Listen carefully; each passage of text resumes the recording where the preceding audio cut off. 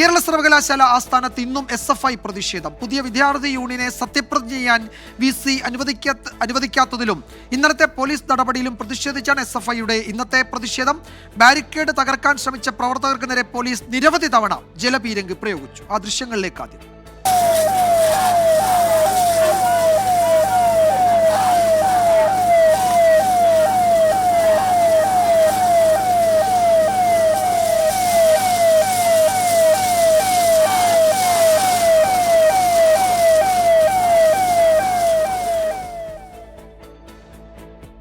ഷഫീദ് റാവുത്തർ വിവരങ്ങൾ നൽകും തിരുവനന്തപുരത്ത് നിന്ന്. ഷഫീദ്, സംഘർഷാവസ്ഥയ്ക്ക് ഇപ്പോഴും അയവ് വന്നിട്ടില്ല എന്നാണോ കരുതേണ്ടത്?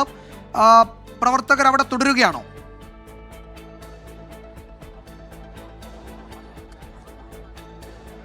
വിജയകുമാർ, SFI പ്രവർത്തകർ ഏതാണ്ട് സമരം അവരുടെ ഇന്നത്തെ സമരരീതി അവസാനിപ്പിക്കാൻ പോവുകയാണ്. 3 പ്രധാനപ്പെട്ട കാരണങ്ങൾ ചൂണ്ടിക്കാണിച്ചുകൊണ്ടായിരുന്നു SFIയുടെ ഇന്നത്തെ കേരള സർവകലാശാല ആസ്ഥാനത്തേക്കുള്ള മാർച്ച് നടത്തിയത്. ഒന്ന്, ജനാധിപത്യ രീതിയിൽ തിരഞ്ഞെടുക്കപ്പെട്ട ഒരു സംവിധാനത്തെ അതിനെ ഏതെങ്കിലും തരത്തിൽ പ്രവർത്തിക്കാൻ അതല്ലെങ്കിൽ അതിനെ ചുമതലയേൽക്കാൻ VC ഇടപെട്ട അദ്ദേഹം അത് തടയുന്നു എന്നുള്ളത് ഒന്നാമത്തെ ആരോപണം. രണ്ടാമത്തേത്, അതിനെതിരെ പ്രതിഷേധം നടത്തിയിട്ടുള്ള SFI പ്രവർത്തകരുടെ കുടിലടക്കം പൊളിച്ചു കളഞ്ഞുകൊണ്ട് ജനാധിപത്യ വിരുദ്ധമായിട്ടുള്ള സമീപനം പോലീസിന്റെ ഭാഗത്തു നിന്നുണ്ട്. അതിലെ പ്രതിഷേധം.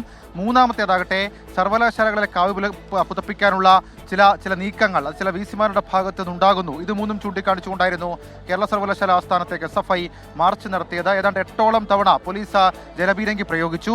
യൂണിവേഴ്സിറ്റി കോളേജിന്റെ ഭാഗത്ത് നിന്ന് കേരള സർവകലാശാല ആസ്ഥാനത്തേക്ക് വന്ന SFI പ്രവർത്തകർ ആദ്യം തന്നെ ബാരിക്കേഡ് ഭേദിച്ച കേരള സർവകലാശാല ആസ്ഥാനത്തിനകത്തേക്ക് കടക്കാനാണ് ശ്രമിച്ചത്. അതോടുകൂടിയാണ് പോലീസും പ്രവർത്തകരും തമ്മിലുള്ള ഉന്തും തള്ളും സംഘർഷങ്ങളും ഉണ്ടായത്. ഏതാണ്ട് 8ഓളം തവണ ജലപീരങ്കി പ്രയോഗിച്ചു. അതിൽ 5ാമത്തെ തവണ ജലപീരങ്കി പ്രയോഗിച്ചപ്പോൾ പോലീസ് വാഹനത്തിന് നേർക്ക് പാഞ്ഞെടുക്കുന്ന SFI പ്രവർത്തകരെയും ഇന്നത്തെ സമരത്തിൽ നമ്മൾ കണ്ടു. അതിനുശേഷം വീണ്ടും ബാരിക്കേഡ് തകർക്കാനുള്ള ശ്രമം നടത്തി. അതിന് പിന്നാലെയാണ് ഈ കോമ്പൗണ്ട് മറികടന്നുകൊണ്ട് കേരള സർവകലാശാല ഈ ആസ്ഥാനത്തിനകത്തെ പടിക്കെട്ടിൽ അവർ നടത്തി വന്നിരുന്ന സമരം അത് സമാനമായ രീതിയിൽ തന്നെ തുടരാൻ SFI ബാനർ അടക്കമുള്ള കാര്യങ്ങൾ ഒരുക്കിക്കൊണ്ട് അവിടേക്ക് എത്തിയത്. അത് വീണ്ടും ആ സമരം അവർ ആരംഭിച്ചിട്ടുണ്ട്. ഇന്നലെ ആ സമരത്തിന്റെ കുടിലടക്കമുള്ള കാര്യങ്ങൾ പൊളിച്ചു കളയുന്ന സാഹചര്യം ഉണ്ടായിരുന്നു. പക്ഷേ അതടക്കമുള്ള കാര്യങ്ങൾ അത് ഇനി വേണ്ട, അതല്ലെങ്കിൽ അത് വീണ്ടും സമരം തുടരും എന്നുള്ളൊരു നിലപാടിലേക്ക് SFI മാറുകയായിരുന്നു. ഏതായാലും ഇന്നത്തെ സമരം ഏതാണ്ട് അവസാനിപ്പിച്ചിരിക്കുന്നു SFI. അതേസമയം കേരള VC മോഹൻ കുന്നുമ്പലിനെതിരെ കേരള സർവകലാശാല ആസ്ഥാനത്ത് അവർ നടത്തി വന്നിരുന്ന സമരം, സത്യാഗ്രഹ സമരം എന്ന് വേണമെങ്കിൽ പറയാൻ കഴിയും, അത് തുടരും. ഇന്ന്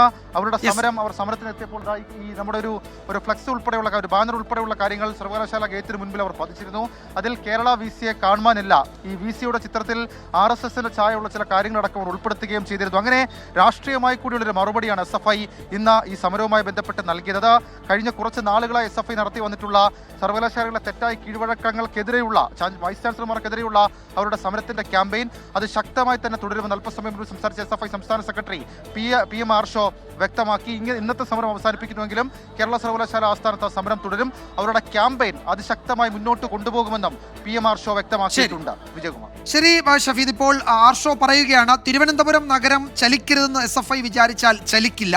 അതിന് കേരളത്തിലെ മുഴുവൻ SFI ഒന്നും വേണ്ട, തിരുവനന്തപുരത്തെ നഗരത്തിലെ SFIക്കാർ മാത്രം മതി. ഇന്നലെ DCP സർവകലാശാല ആസ്ഥാനത്ത് അക്രമം അഴിച്ചുവിട്ടു എന്നാണ് അദ്ദേഹം പറയുന്നത്. അതിനുള്ള മറുപടി എന്ന നിലയിലാണ് PM ആർഷോ ഈ സമരപരിപാടിക്കിടെ പ്രസംഗിച്ചത്.